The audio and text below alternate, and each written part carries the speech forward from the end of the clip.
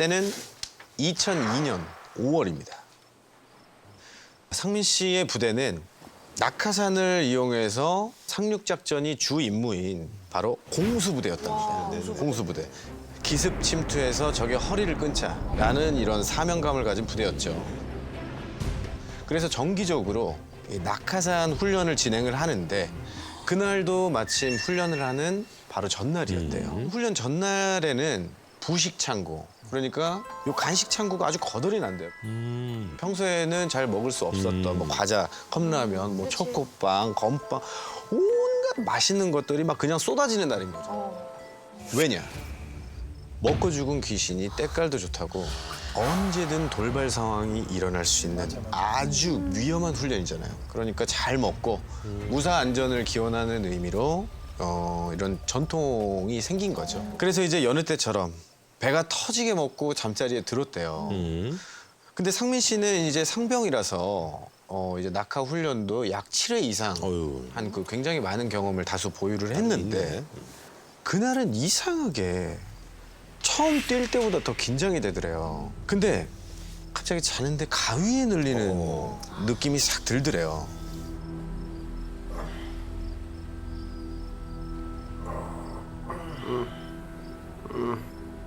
가위를 풀려고 이 발가락을 움직여 봤는데 발가락이 꼼짝도 안 하는 거예요. 그래서 슬며시 눈을 떴는데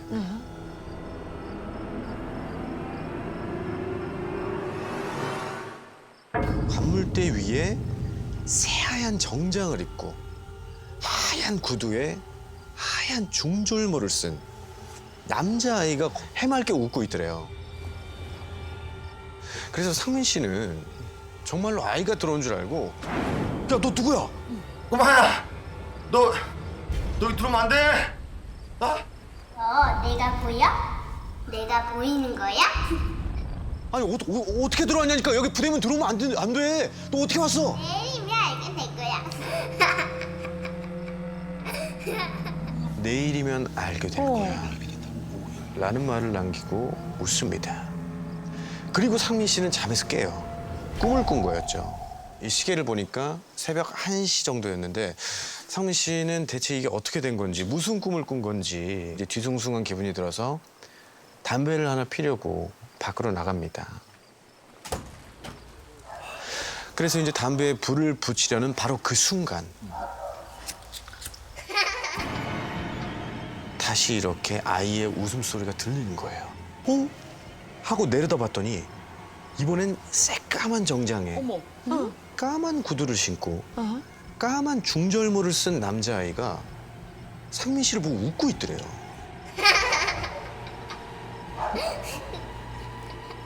상민 씨는 너무 놀라가지고 손에 들고 있던 담배를 떨어뜨리면서 너 여기 어떻게 들어왔어? 이렇게 물었더니 내일이면 알게 될 거야. 그 순간 빠빠빠빠빠빠빠라빠빠빠빠빠빠 바로 일어나게 되는 바로 이 기상나팔음이 들립니다. 그래서 상민 씨는 모든 잠에서 깨어났대요. 이 모든 게 다 꿈이었던 거예요. 이 모든 게 정말 기이한 꿈이었잖아요. 애써서 계속 이 느낌을 무시하고 훈련 나갈 준비를 했습니다. 근데 후임 한 명이 잠을 잘 못 잤는지 계속 이렇게 눈을 비비더래요. 너무 피곤한 채로. 그래가지고 사실 어젯밤에 이상한 꿈을 꿨지 말입니다. 제 관물대 위에 하얀 정장이랑 하얀 구두랑 하얀 중절모 쓴 꼬마까지 앉아가지고 막 웃으면서 저를 내려다보고 있었지 말입니다. 똑같은 꿈 내가 똑같네 진짜. 상민 씨가 너무 놀라가지고 야, 하얀 정장 입은 꼬마라고? 너 혹시 까만 정장 입은 애도 봤냐? 어떻게 아십니까? 상민 씨는 여기에 너무 놀라서 그날 아침밥이 막 코로 들어가는지 입으로 들어가는지도 모르겠더래요. 왜 하필 이 꿈이 낙하산 훈련이 있는 바로 그날 이런 이상한 꿈을 꿨는지 온갖 생각을 하면서 또 연병장에 다들 이제 집합을 했대요. 곧 이어서 이제 낙하산과 소대원들을 싣고 갈 군용 트럭이 왔고 지시에 따라서 한 군용 트럭에는 낙하산을 실었고 그리고 또 한 트럭은 소대원들이 탈 트럭이겠죠. 출발하기 전에 소대원들이 이제 싹 모여서 웅성웅성 거리고 있는데 살짝 이렇게 들었대요. 하얀색 정장? 뭐? 검은 정정? 이 얘기들이 웅성웅성거리는 거야. 웅성웅성. 너도 봤다고? 계속 이러면서. 야 나도 봤어. 그래 어리네. 뭐야 이거? 난리가 난 거예요. 알고 보니까 같은 침상에서 자는 9명 소대원 모두가 전운에 전. 똑같은 꿈을 꾼 거예요. 이러면은 이제 얘기가 달라지죠. 그냥 무시할 수가 없는 꿈이 되는 거죠. 그래서 상민 씨는 부대 간부인 행복아님을 찾아갑니다. 찾아가서 말씀을 드렸어요. 아, 죄송한데 저희가 어제 이상한 꿈을 꿨는데 말입니다. 모두 같은 꿈을 꿨지 말입니다. 이렇게 행복아님한테 말을 했더니 행복아님은 어떻게 했어요? 그게 뭔 소리? 이 자식들 너희들 빠져가지고 니네 낙하산 타기 싫어가지고 지금 뺑기 부리는 거야? 어? 야 니네 인장까지 뛰어갈래? 아니면은 그냥 갈래? 어? 야 잔말 말고 30분 안에 모든 트럭에 탑승한다. 실시! 그래서 이제 울며 겨자 먹기로 따라야죠. 예. 찝찝한 마음을 아는 채 트럭을 탔습니다.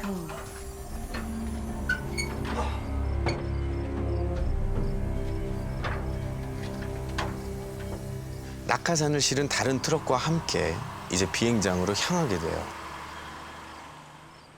모두 같은 꿈을 꾼 9명의 소대원이 같이 탔으니 이 트럭 안이 얼마나 불안불안했겠어요. 그 후임 같은 경우에는 막 다리 막 달달 떨고 막 손톱도 막 계속 물어뜯으면서 얼마나 무섭겠어요. 그래서 선임병한테 세상에 별일 아니겠지만 뭐 별일 있겠어. 괜찮을 거야. 상민 씨도 혹시 뭐가 잘못되는 건 아니겠지? 이런 온갖 무서운 생각이 다 들고 낭떠러지를 끼고 덜컹덜컹 올라가는 이 좁은 산길이 그 당시 느낌으로는 꼭 죽으러 가는 것 같았대요. 그럴 수 있어. 정말 너무 무서웠대요. 그렇게 한 5km 정도 이동을 했을 때 갑자기 상민 씨가 탄 트럭과 낙하산을 실은 이 트럭이 멈추더래요. 오.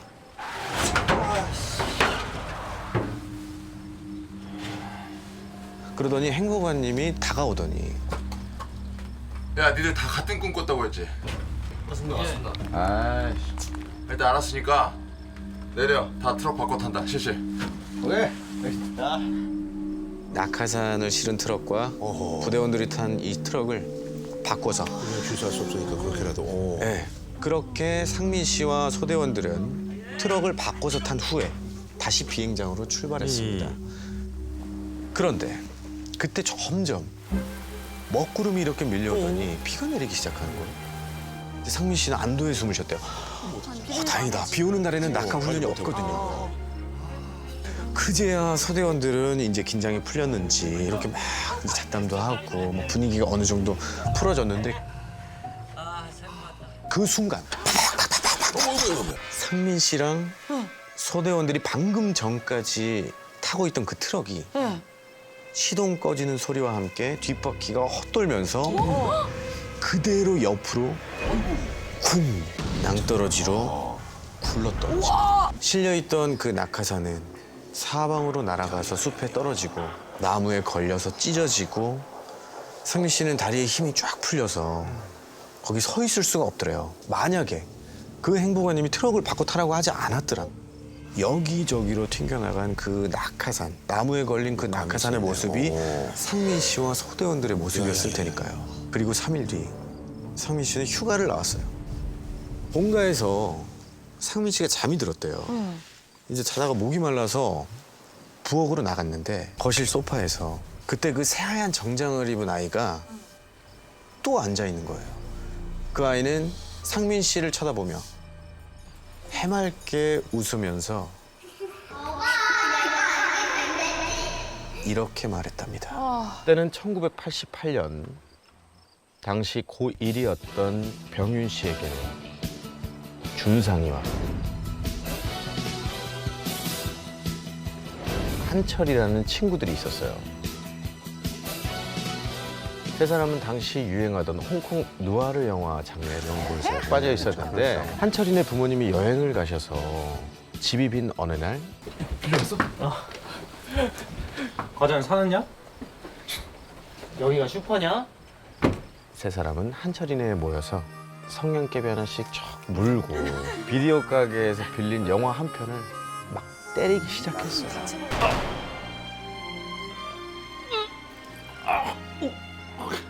떠고 정상 신 행복신 징펑펑 떠고 샹펑띵. 야 잠깐만.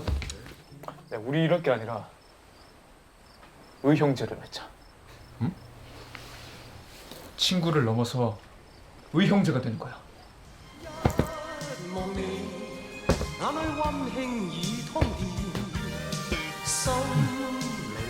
그렇게 영화에 심취한 세 사람은 영화 속 주인공들처럼 목숨까지 내어줄 수 있는 형제가 되기 위한 피해 의식을 치르기로 합니다.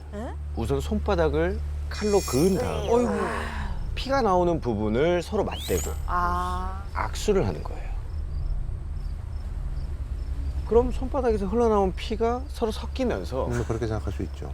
그들을 피로 이어주는 거예요. 그런데 이 중대한 의식을 치를 때 꼭 필요한 게 있잖아요. 바로 이들이 진정한 형제가 되었다는 걸 증명해 줄 사람. 그래서 정윤 씨와 친구들은 방에 있던 한철인의 누나를 찾아가서 포섭을 완료합니다.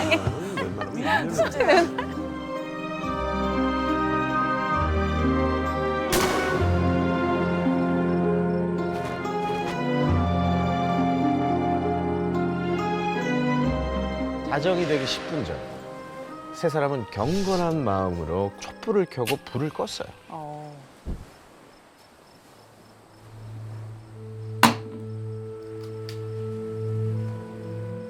그런데 막상 커터칼을 식탁에 올려놓자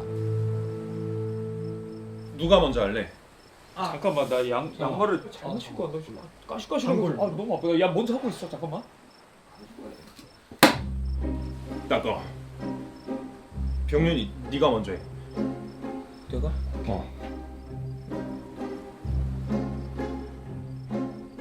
왜 한철이 있으면 너가 먼저. 그래. 나? 아 그럼 준상이가 먼저 하자 그랬으니까 준상.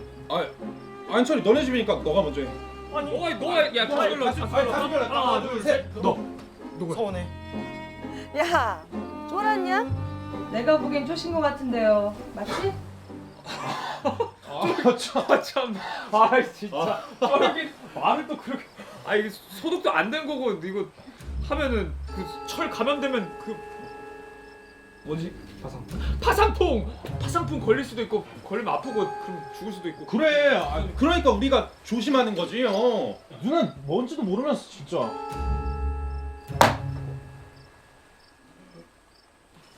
그럼 이걸로 해. 이거 깨끗한 거니까 더 안 날 거야. 음식하는 거 가지고 장난치고 또 그러면 안 되잖아. 누나가 생각보다 생각이 많이 챘네. 미안해. 다른 걸로 하자. 다른 거. 뭐로 찌르든 피만 나면 되는 거잖아. 맞네. 그러니까 다른 걸로. 다른 거 가지고. 그러니까 굳이 다른 게 뭐가 있나? 저기 뭐가 있나? 굳이 찌르고 해야 돼? 결국 세 사람의 필사적인 어필로 식칼은 바늘로 바뀌게 되었습니다. 한철이 역시 같은 방법으로 피를 냈죠. 문제는 준상이었습니다. 됐어.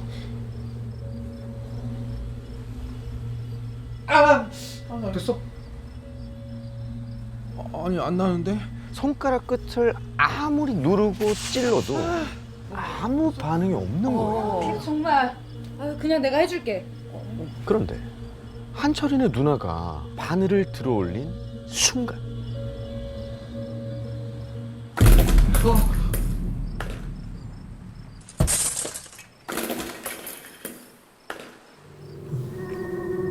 갑자기 왜 저래? 야 가서 봐봐. 니네 집이잖아. 가? 가긴 뭘 가? 누가 와서 뭐가 떨어졌나 봐.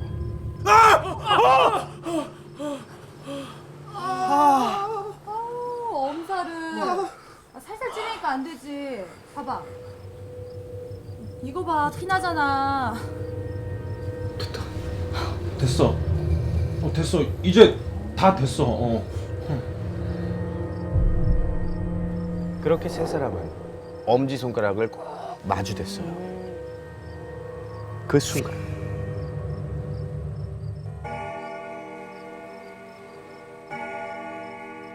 자정을 알리는 괴종 시계 소리가 12번이 울리기 시작했습니다.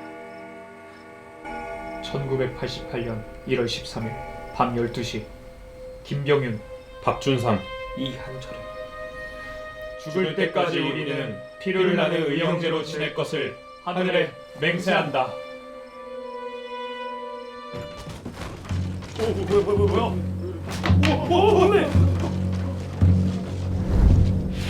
뭐야? 뭐야? 야, 누가 불 껐어? 야, 불 좀 켜봐. 야, 네가 가까우니까 가서 빨리 켜봐. 빨리 켜봐. 잠깐만. 야, 움직이지 마. 빨리 켜봐. 못 찾았어. 안 켜. 그런데 스위치를 아무리 눌러도 불이 안 켜지는 거예요. 그때 귓가에 갑자기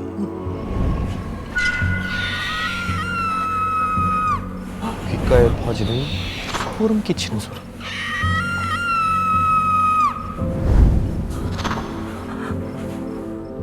그 순간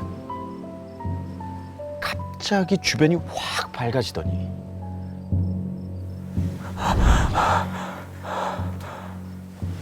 촛불을 들고 있는 한철이네 누나가 보이더라고요. 야, 우리 이제 이거 그만하자. 병윤 씨는 멍하니 고개를 돌려서 식탁 바로 옆에 걸려있는 액자. 이 액자 유리에 비치는 한철이네 누나 얼굴을 바라봤어요. 근데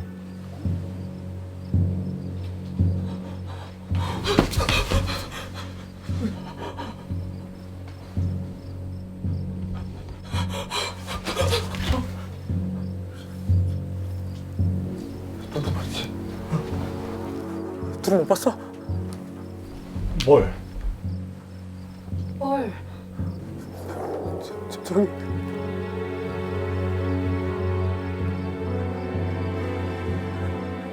액자 유리에 비친 누나의 얼굴이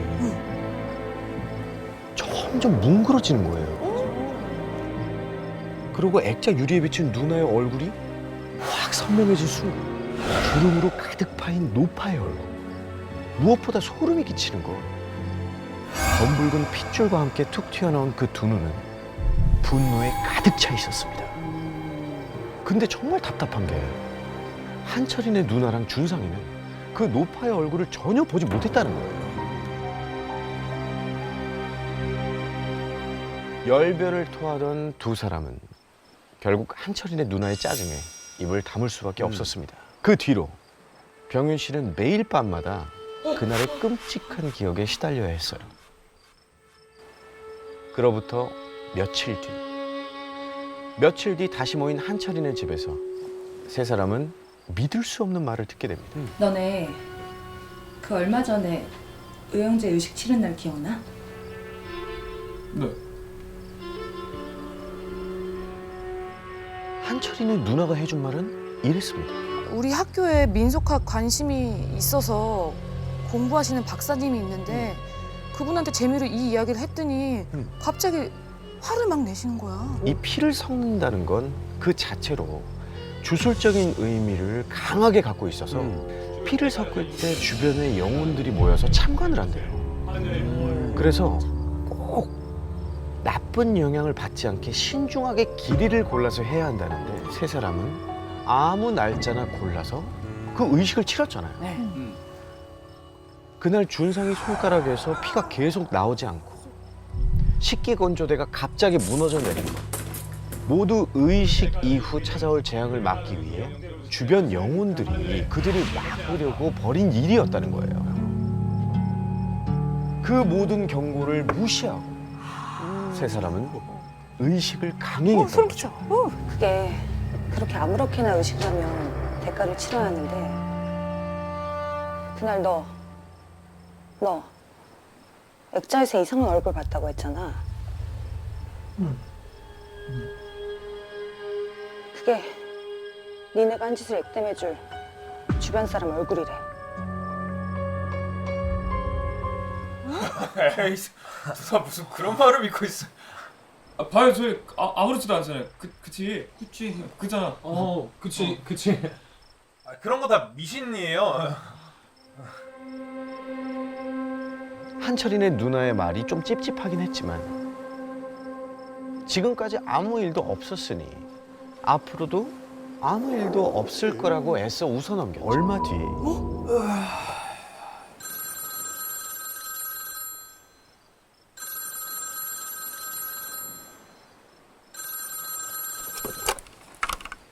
여보세요?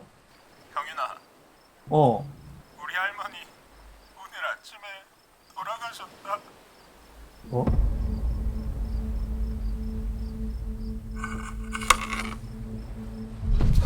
그날 병윤 씨가 한철이와 액자에서 봤던 그 분노에 찬 노파의 얼굴. 그 얼굴은 그들이 한 의식의 대가를 치를 준상인의 할머니의 얼굴이었다. 만약 세 사람이 그날 의식을 함부로 하지 않았다면 준상인의 할머니는 그렇게 갑자기 돌아가시지 않았을까요?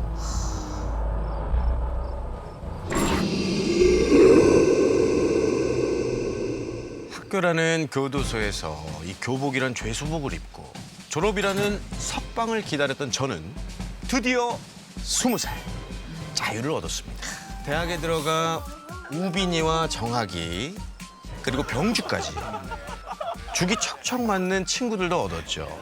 학교 근처에 모여서 놀다가 한껏 흥이 올랐는데 너는 거기 들어봤냐? 금룡반점? 야 거기 모르는 사람이 어딨냐? 요즘 거기 엄청 핫하대잖아. 심령 스팟으로. 예전에 그 앞에서 여학생 죽었다는 거기. 저희 학교 뒤에 헐떡고개라는 산길이 있거든요. 어느 날 밤 한 여학생이 그 고개를 넘다가 괴한에게 몹쓸 짓을 당해서 그만 극단적인 선택을 했다는 거예요. 그 후로 이상한 일이 계속 벌어지더니 결국 거기 있던 금룡반점도 망해버렸대요. 갈래? 금룡반점? 아 그런 데를 왜 가? 야 동이 쫄았다. 쫄았다. 이병 우리끼리 갈래? 가자. 이렇게 쫄았네. 술 때문인가 순간 기분이 확 상하더라고요. 야 가. 일어나. 애기 부리지 말고 앉아. 아 가 나와. 그렇게 저와 친구들은 자정이 넘은 시각 소문의 금룡반점으로 향했습니다. 아씨 왜 이렇게 깜깜해? 정말 한치 앞도 내다보기가 힘든 거예요. 숨을 헐떡이면서 고개를 넘자 당장이라도 무너질 것 같은 벽 위에는 금룡이라고 쓰여 있었어요. 친구들 앞에서 큰 소리를 쳤는데 이 막상 들어가려니까 너무 쫄리더라고요. 우빈이와 정학이를 따라서 머뭇머뭇대면서 들어가려는 그 순간 갑자기 가로등의 불이 팍 하고 꺼지는 거예요. 난 못 가. 니들끼리 가. 그렇게 겁에 질린 병주를 밖에 두고 나머지 셋만 금룡반점 안으로 들어갔어요. 어찌나 어두운지 랜턴 불빛에 겨우 의지해서 식당 홀로 이동했죠. 그런데 뭐야, 이게 말이 돼? 차곡차곡 정리된 수저, 가지런히 놓인 의자와 테이블, 이 위에 쌓인 먼지만 없었다면 마치 어제까지 가게를 운영한 것 같았어요. 예상과 다른 풍경에 괜히 목덜미가 섬찟섬찟했습니다.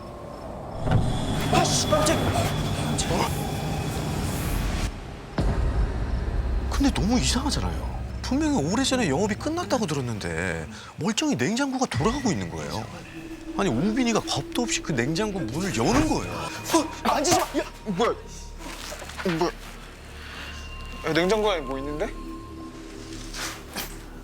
검은 봉지 밖으로 시커먼 피가 울컥울컥 새어나오고 있었어요. 정말 별별 상상이 다 떠오르는데 깡우빈, 이 미친 녀석이 겁도 없이 봉지를 발로 툭툭 차는 거예요. 미쳤어. 만지지 마. 아 너봐. 하지 말라고. 야 그냥 썩은 고기잖아. 겁 엄청 많네 진짜. 아야 그만하고 일단 위에 올라가 보자. 저는 2층을 향해서 무거운 발걸음을 옮겼습니다.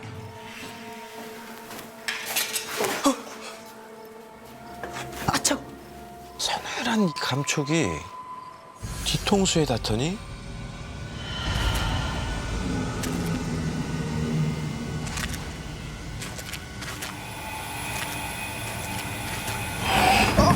그대로 계단 아래로 넘어지고 말았습니다.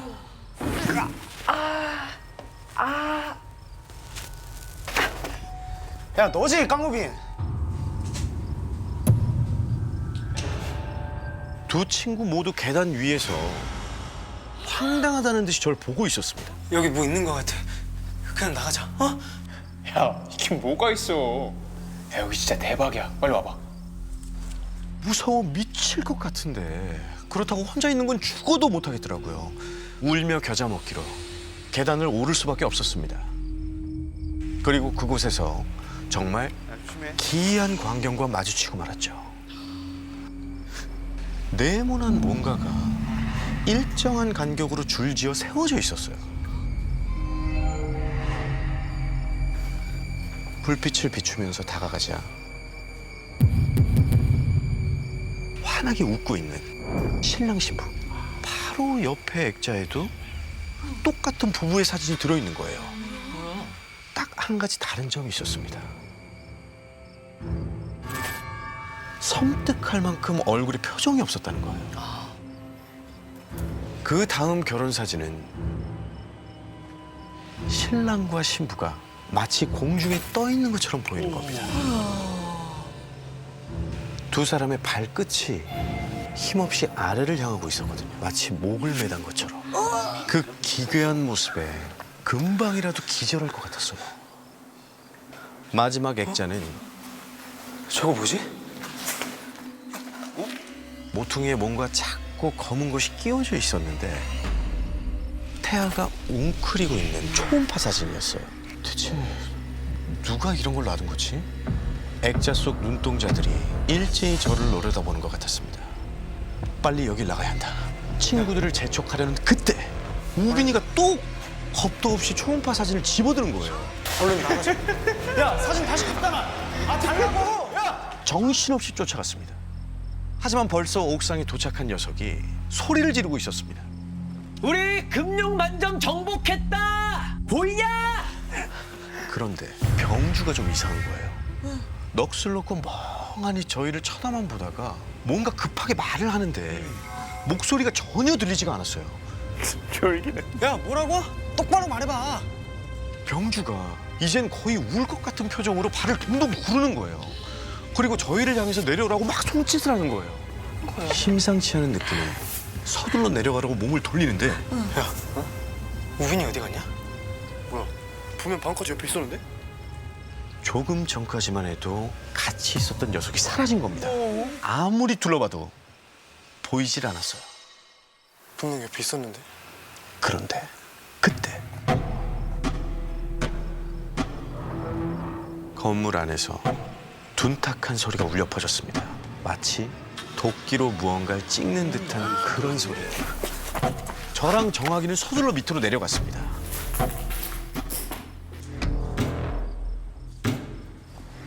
소리를 따라가자 친구의 뒷모습이 보였어요. 두려움을 애써 참으며 야, 깡우빈. 조심조심 다가갔어요. 그 손에는 시퍼렇게 날이 선 칼이 들려 있었어요. 야, 너 거기서 뭐해? 탁자 위에 검붉은 피, 그 피를 잔뜩 묻힌 채 썩은 고기를 미친 듯이 썰고 있는 거예요. 야, 대답은커녕 돌아보지도 않고 더 빠르게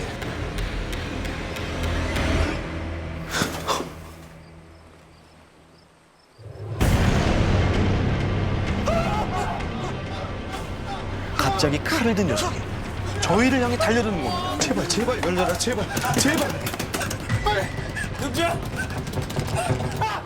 우빈이가 제 몸을 붙잡고 확 돌리더니 칼을 번쩍 들어 올렸어요. 그리고 벌렁거리는 심장을 붙잡고 눈을 떠보니 야, 우빈아. 저희는 정신없이 친구를 들쳐업고 황급히 금룡 반점에서 탈출했습니다. 그리고 겨우 숨을 돌렸을 때 병주가 머뭇거리며 입을 열었어요. 야, 너네 그거 못 봤어? 병주 녀석이 들려준 이야기는 정말 충격적이었습니다. 저희가 옥상에 올라갔을 때 그 뒤로 검은 연기가 피어오르는 게 보였대요. 두 눈을 비비고 다시 확인해 보니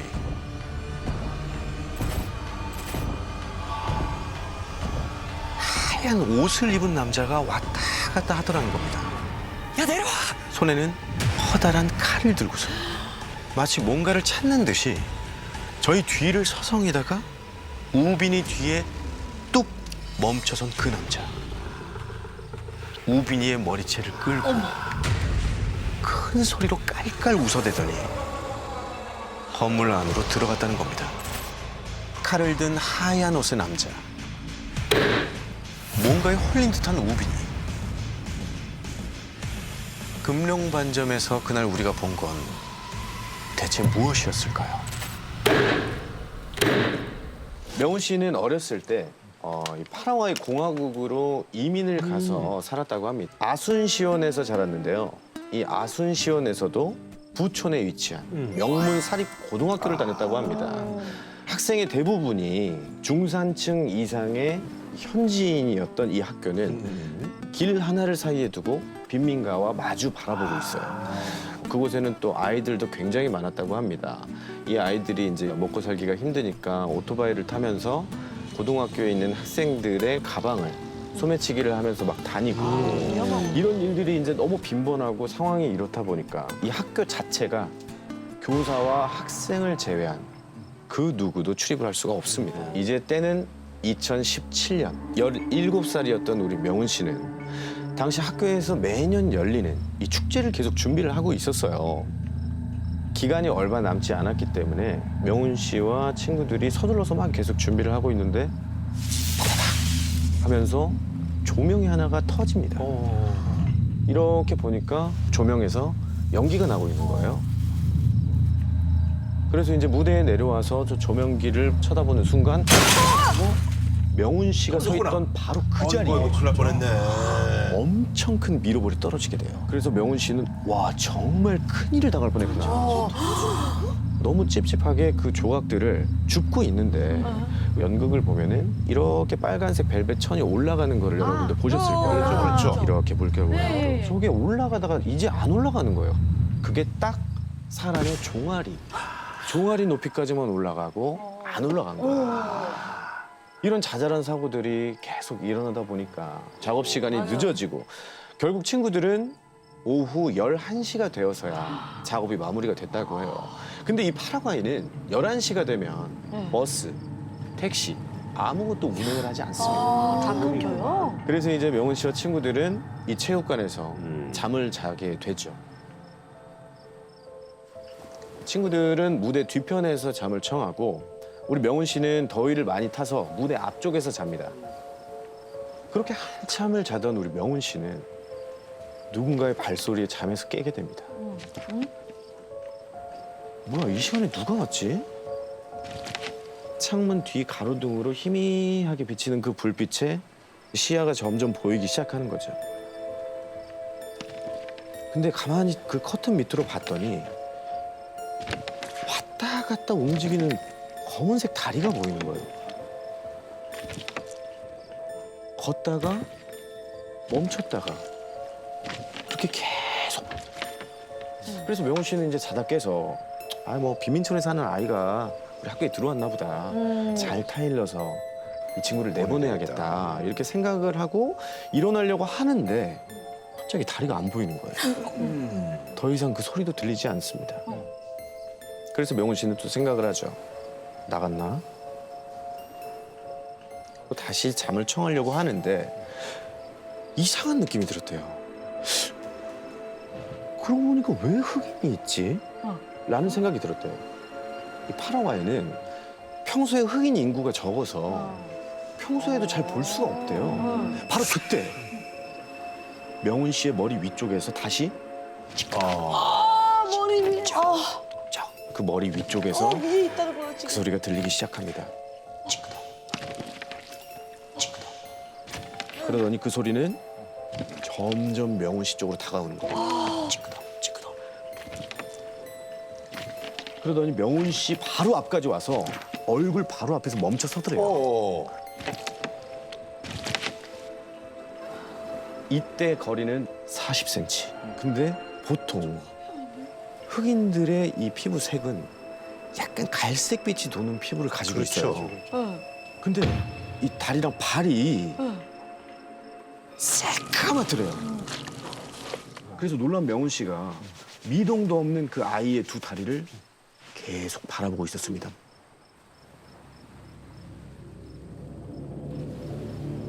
근데 갑자기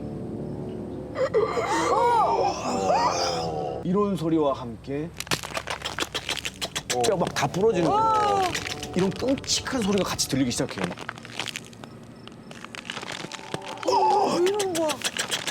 그러더니 명훈 씨 쪽을 향해 서 있는 그 다리를 가만히 보고 있는데 그 아이의 얼굴이 훅 내려와요. 근데 이 아이가 흑인 아이가 아니었대요. 아니라고? 자세히 봤는데 온몸이 불에 다 탄 거예요. 수처럼 타버린 그런 모습이었는데 아이의 입속에서는 계속 이런 소리가 계속 났고 계속 보고 있는 그 기괴한 얼굴과 그런 소리들, 뼈 부러지는 소리 이렇게 숨을 못 쉬는 이 소리에 너무 무서워서 그대로 기절을 하고 말았다는 거예요. 기절하지. 그리고 다음 날이 됐습니다.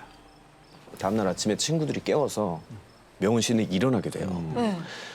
친구들이 아무렇지도 않게 이제 움직이는 걸 보고 아 꿈이었나 보다. 나도 내가 꿈을 꾸고 맞아, 그랬나 헷갈릴 수 보다 있어요. 하고 했는데 한 친구가 아 야 어제 잘 때 누구 무대에서 그렇게 뛰어다닌 거야. 아 시끄러워가지고 잠을 못 잤네. 라고 얘기를 하는 순간 명훈 씨는 그 자리를 뛰쳐나가 버립니다. 학교에서 가장 오래 근무하신 선생님을 찾아가게 돼요. 그 선생님한테 여쭤봅니다. 혹시 저희 체육관에서 화재가 불이 난 적이 있습니까? 체육관에서 우리가 불난 적은 없는데. 이 체육관이 생기기 전에 이곳이 오두막이 하나 있었어. 그 오두막에는 한 가족이 살고 있었대요. 근데 가족이 모두 집을 비운 사이 불이 난 거예요. 아이고.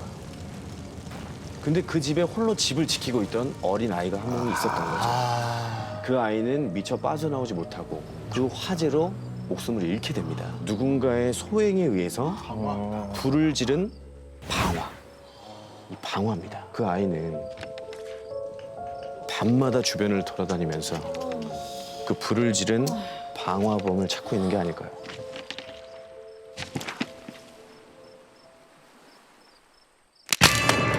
(26년) 전 봄, 갑작스럽게 집을 비워달라던 집주인의 말에 이 부모님과 저는 다급하게 이사갈 집을 찾아서 여기저기 발품을 팔고 있었는데요.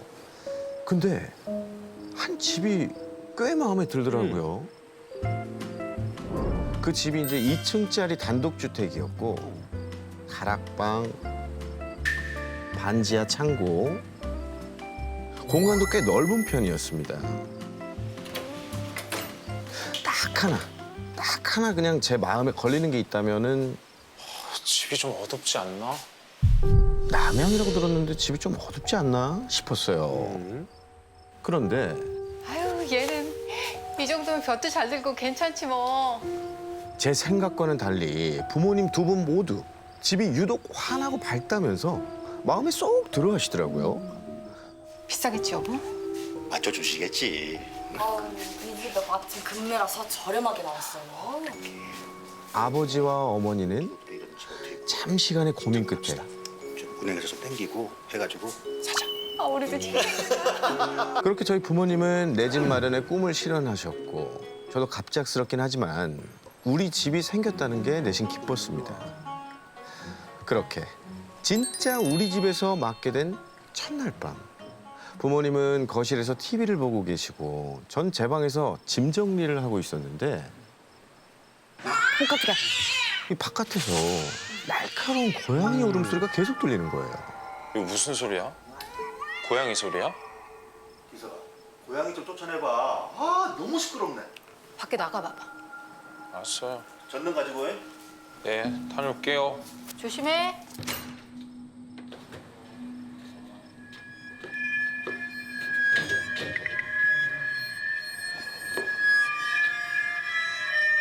가만히 들여다 봤더니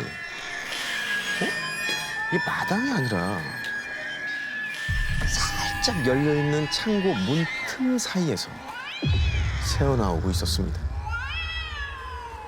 이번엔 반지하 창고로 고양이를 찾던 그때였어요. 어디 있는 거야? 전등도 고장이 나서 컴컴한 반지하 창고 저 안쪽에 허옇고 커다란 무언가가 보이더라고요.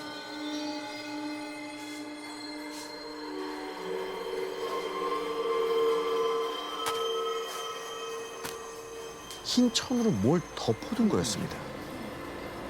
조심스럽게 걷어봤더니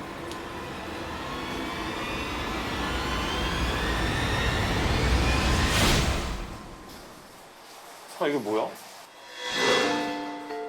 당금주들이었습니다. 각종 약재와 뭐 벌, 독거미, 뱀, 진해 등 별의별 당금주들이 가득 들어있더라고요. 전 주인이 두고 간 건가? 부모님께 당금주를 가져가서 보여드렸더니 평소 약주를 즐겨 하시던 아버지께서 엄청 좋아하시는 거예요. 하지만 이 어머님의 만류에 결국 입맛만 다신 채 도로 갖다 두기로 했죠. 그로부터 며칠 후 학교에서 강의를 듣고 있는데 어머니가 계속 삐삐 호출을 남기시더라고요. 집에 무슨 일이 있나 싶어서 얼른 연락을 드렸더니 아들, 갑자기 보일러에서 불이 났었어. 서둘러 집으로 가보니 다행히 119가 출동해서 확인 후 돌아간 상태였어요. 그런데 이상한 점은 분명히 불이 났었고 그 그을음에 탄내까지 났는데 확인 결과 보일러엔 아무 이상이 없었다는 거예요. 그런데 그날 이후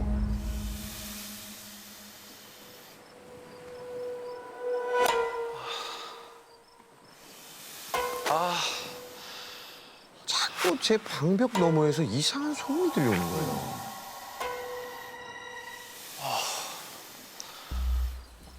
쿵쿵 소리까지는 참아보겠는데 마치 사람이 호흡하는 것 같은 소름 끼치는 소리가 함께 들려서 잠을 설치기 일쑤였습니다.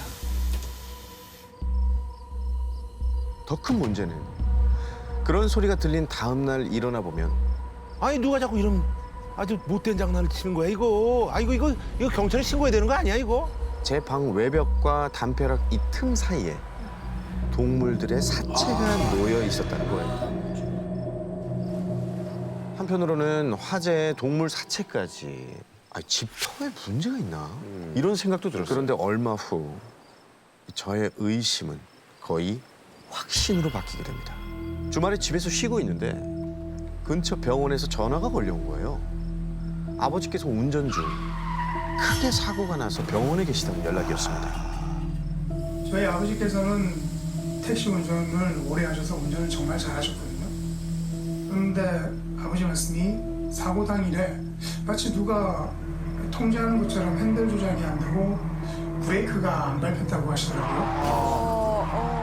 산지 2년 정도 된 거의 새 차였고 정기공사도 받은 지 얼마 안 됐을 때였어요. 슬개골이 부서질 정도로 아버지는 큰 부상을 입으셨지만 빠르게 병원으로 이송된 덕에 더 큰 일은 면할 수 있었습니다.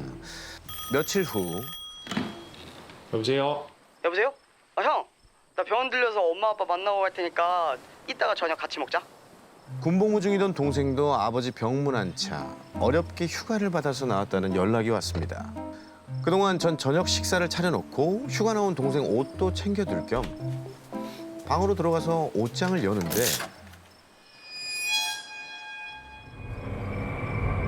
분명히 사람이 눈과 마주친 것 같더라고요.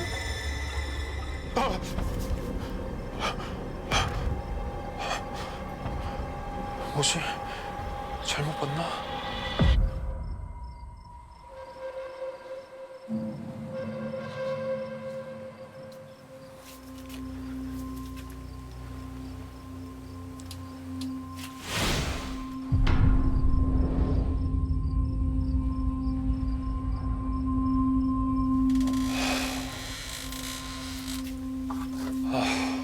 혼란에 빠진 그 순간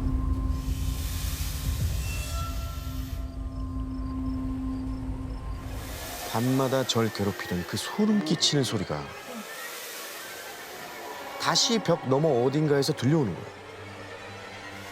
마치 제 방 안을 휘젓듯 돌아다니던 그 소리는 빨려 내려가듯이 점점 방 아래로 잦아들었습니다.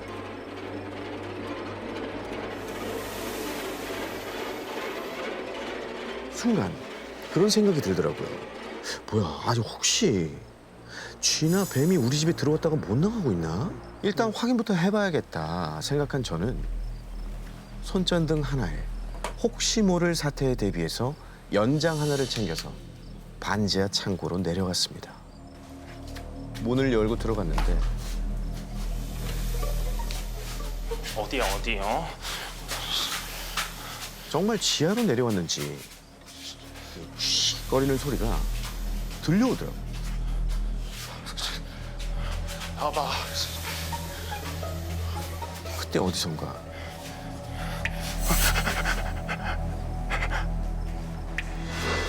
이 수도꼭지에서 물 떨어지는 소리가 들려왔어요. 싱크대 쪽인가? 수도꼭지가 말라 있는 거예요. 쪼그려 앉아서 싱크대 하부장도 이렇게 열어가지고 확인하려고 하는데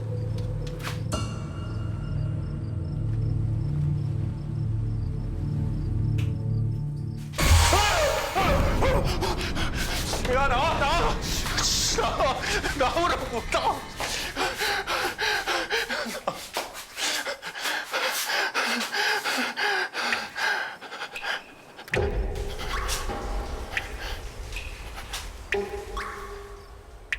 싱크대가 아니면 화장실인가?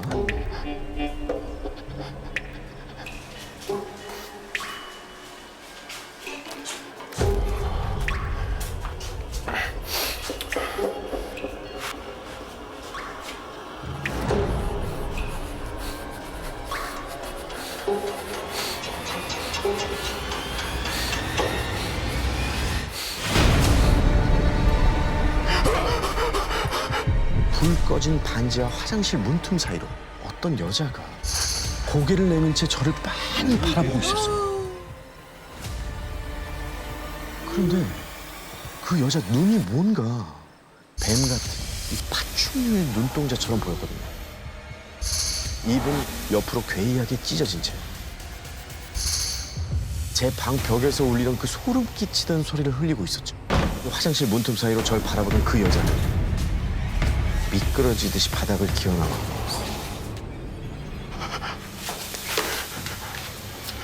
제가 쓰러지고 나서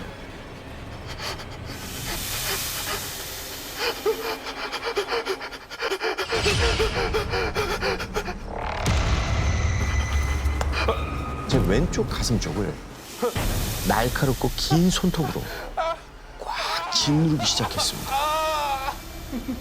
여자는 마치 제가 괴로워하는 걸 즐기기라도 하는 듯이 기괴하게 웃을 뿐이었죠. 결국 그 자리에서 기절하고 말았습니다. 형 괜찮아 형. 형 정신 차려봐.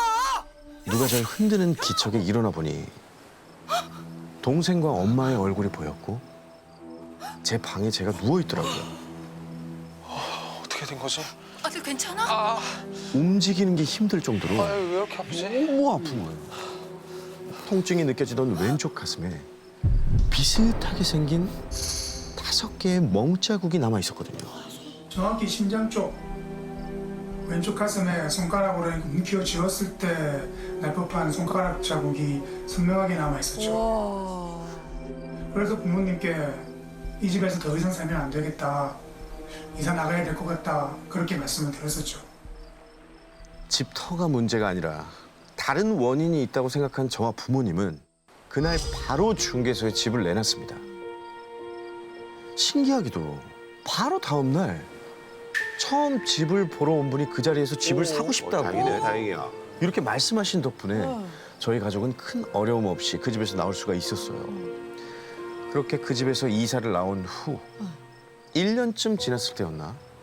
문득 새 집주인은 잘 지내시나 궁금하더라고요.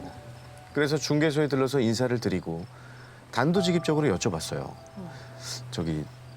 저희 집으로 새로 이사하신 분은 잘 지내시죠? 아, 그분? 아유, 돌아가셨어요. 심장마비였나? 자다가 갑자기 그렇게 되시다는데. 하필 심장마비라고 하니까 만약에 내가 계속 그 집에 살았더라면은 내가 혹시 죽었을까?